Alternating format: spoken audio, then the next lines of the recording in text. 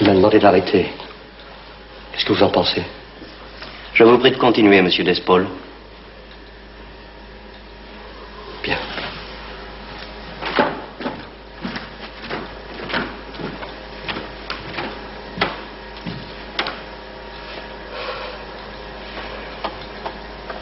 Bon, écoutez, concentrez-vous bien avant de répondre. Parce que je vous préviens, j'en suis presque à 200 volts, moi.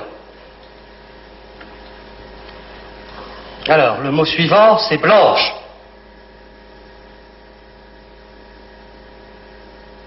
Blanche!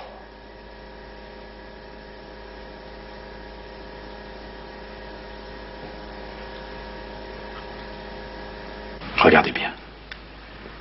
Despaul essaie de diminuer son conflit intérieur en aidant sa victime. Enfin, si ce conflit lui est tellement insupportable, pourquoi ne s'arrête-t-il pas? S'il s'arrête, il reconnaît implicitement qu'il a eu tort d'aller jusque-là. En continuant, il justifie tout ce qu'il a fait jusqu'à présent. Dites, monsieur, on pourra peut-être passer au mot suivant pour une fois. Il est absolument essentiel que nous poursuivions l'expérience, monsieur Despaul. Ben oui, mais il ne répond plus. Vous devriez aller voir, il lui est peut-être arrivé quelque chose. Que cela plaise ou non à l'élève, nous devons continuer. Jusqu'à ce que l'élève sache correctement les couples de mots.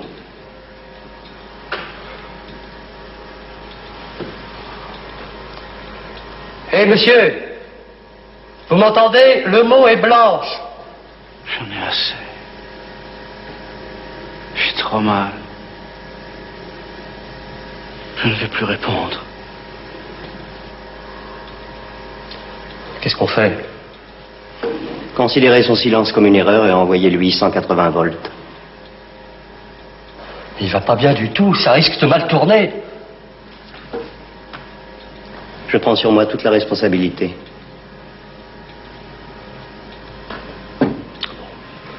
Si vous prenez la responsabilité.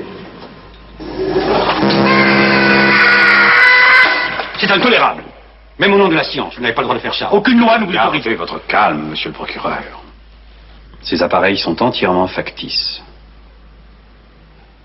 Il n'y a absolument aucun courant électrique entre le pupitre de monsieur Despaul et la chaise de monsieur Rivoli. Mais monsieur Despaul n'en sait rien.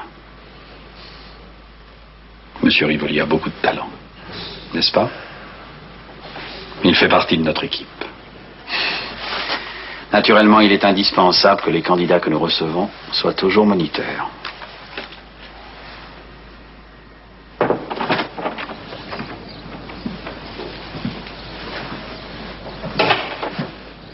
C'est effrayant. Monsieur le procureur, vous, c'est à 180 volts que vous avez réagi.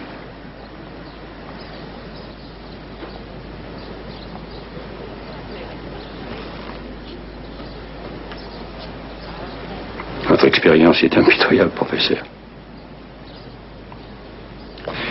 À quel voltage s'était arrêté Dassault? 405 volts. Asseyez-vous.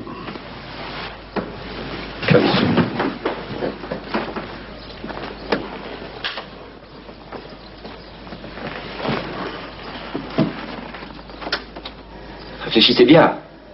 Je vais être obligé de vous envoyer 405 volts. Alors, faites un effort. Quadrillé. 405 volts. Il faut interrompre l'expérience. C'est impossible. On ne peut pas fausser les résultats. Nous devons continuer. L'insuffisance cardiaque de votre sujet est flagrante. En poursuivant, vous allez à la catastrophe. Envoyez 405 volts, monsieur Dassault. Pas question. Mettez-vous d'accord. Il y en a qui dit de continuer, l'autre qui dit d'arrêter. La conversation que je viens d'avoir avec le professeur Nagara ne vous concerne pas, monsieur Dassault. Veuillez poursuivre. Oui, ben moi je poursuis plus rien du tout. Si vous voulez, je vous rends vos $6 et je rentre chez moi. Arrêt de l'expérience à 405 volts. Vous voyez, Dès que la cohérence du système hiérarchique disparaît, dès qu'il y a désaccord au niveau de l'autorité, le sujet en profite pour arrêter d'obéir. Vous avez beaucoup de sujets qui sont allés jusqu'à 405 volts. En moyenne, 63% des sujets sont obéissants. C'est-à-dire qu'ils acceptent totalement le principe de l'expérience. Et vont jusqu'à 450 volts. Ce qui signifie que dans un pays civilisé, démocratique et libéral, les 2/3 de la population sont capables d'exécuter n'importe quel ordre émanant d'une autorité supérieure.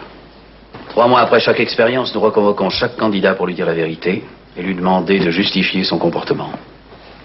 Écoutez les réactions de Daslow. Monsieur Daslow, vous avez participé il y a 3 mois à une expérience qui a duré 1 heure et 17 minutes. Vous avez administré des chocs électriques allant jusqu'à 405 volts. Avez-vous cru jusqu'au bout que ces décharges électriques étaient réelles? Oui. Vous rendiez-vous compte que vous commettiez un acte cruel contre une victime innocente et sans défense? Je n'avais pas à juger si mon acte était cruel ou si la victime était innocente. J'avais une autorité supérieure qui était là pour ça. J'ai fait ce qu'on m'a dit de faire, moi. Quand on ordonne à un pilote de lâcher une bombe sur une ville, il ne se demande pas si c'est bien ou mal de lâcher la bombe. Il lâche la bombe.